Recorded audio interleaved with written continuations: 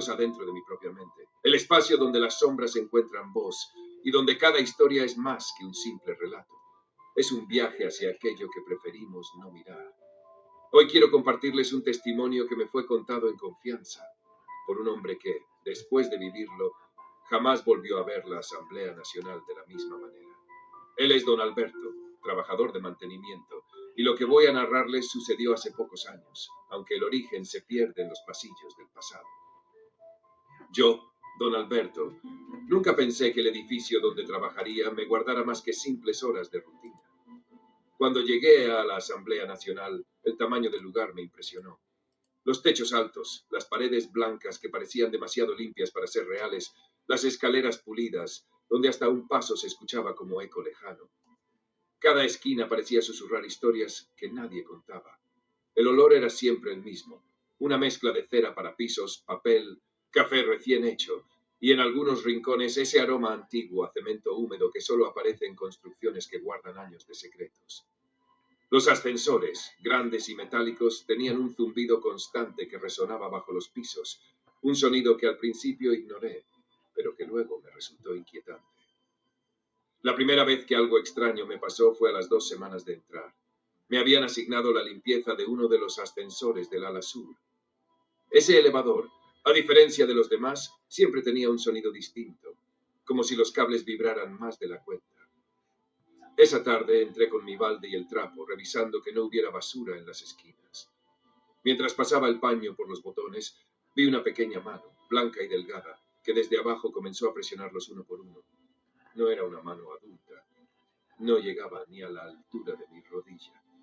Alcé la mirada de golpe, pero no había nadie frente a mí. La mano desapareció y, sin darme tiempo a asomarme, la puerta se cerró sola, rápido, con un golpe metálico que me heló la espalda.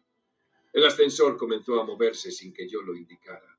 Sentí cómo descendía, pero cuando las puertas se abrieron, estaba exactamente en el mismo piso. Desde ese día, cada vez que entraba a un ascensor, una sensación de vigilancia me recorría la espalda. Sentía como si alguien más estuviera allí, observando cada movimiento. La segunda vez ocurrió unas semanas después, en un momento más alegre. Un grupo de compañeros había llevado una cámara de rollo para tomarnos fotos en el pasillo principal, ese que está decorado con retratos de expresidentes y banderas en cada esquina. Me pidieron que posara con ellos. Nos reímos, hicimos bromas y la cámara capturó el momento con ese sonido mecánico de antaño. Días después, uno de ellos llegó con las fotos reveladas. Me las mostró y, al llegar a una en la que yo estaba en primer plano, sentí como la sangre se me heló. Detrás de mí, justo en el marco de una puerta cerrada, se veía el rostro de una niña. Tendría unos 7 años, con cabello lacio y oscuro, y una expresión seria, demasiado seria. Nadie recordaba que hubiera niños ese día. Y en esa zona, menos aún, pues es de acceso restringido. Intenté reírme, decir que sería una falla del rollo, pero dentro de mí, algo me decía que esa no era una mancha de luz. Desde entonces, cada vez que alguien sacaba fotos en esa área, me sentía observado. La niña parecía querer aparecer en todas las imágenes, pero solo a quienes trabajábamos de noche, en los espacios menos concurridos. La tercera vez fue la más inquietante y a la vez la más difícil de olvidar. Era de noche, casi las 9. Me quedé más tarde porque el personal de limpieza debía dejar listo el piso antes de un evento importante. Estaba en uno de los pasillos principales, ese que conecta el hemiciclo con las oficinas internas, pasando el trapo húmedo y escuchando solo el eco de mis propios pasos. Fue entonces cuando lo oí. Primero, un par de risas suaves, como si unos niños intentaran contenerse para no ser descubiertos. Luego, pasos pequeños, rápidos, que resonaban cerca de mí. Dejé el trapo en el balde y me giré hacia el final del pasillo, pero no había nadie. Sin embargo, las risas se movían, se alejaban y regresaban, como si estuvieran jugando a esconderse. ¿Quién anda ahí?, pregunté en voz alta, intentando sonar firme.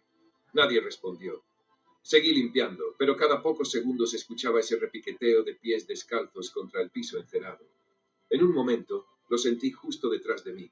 Me giré de inmediato, y juraría que vi una sombra pequeña cruzar hacia la pared, como si se desvaneciera en ella. Pasé varios minutos congelado, respirando con cuidado. La sensación de ser observado no me dejaba, pero curiosamente no había miedo, sino una extraña calma, como si aquella niña quisiera jugar o simplemente acompañarme en mi trabajo. Con el tiempo, supe que entre los trabajadores circulaba un rumor. Se decía que durante la construcción del edificio, uno de los obreros llevó a su hija algunos días porque no tenía con quién dejarla. La niña solía correr por los pasillos sin que nadie le dijera nada, pero una tarde desapareció. Buscaron por todos lados, pero nunca se supo qué pasó. Algunos creen que fue un accidente, que cayó en una de las zonas en obra y que la historia se silenció para no generar escándalo. Otros piensan que simplemente se fue, pero nadie la vio salir. No hay registro oficial, claro. En papeles, la niña nunca existió. Pero quienes hemos sentido su presencia sabemos que algo de ella sigue aquí. Yo ya no me asusto cuando escucho esos pasos o cuando de reojo creo ver un vestido blanco en un pasillo vacío. Más bien, a veces cuando trabajo tarde dejo que las risas me acompañen. Porque, aunque no lo diga en voz alta, sé que no estoy solo.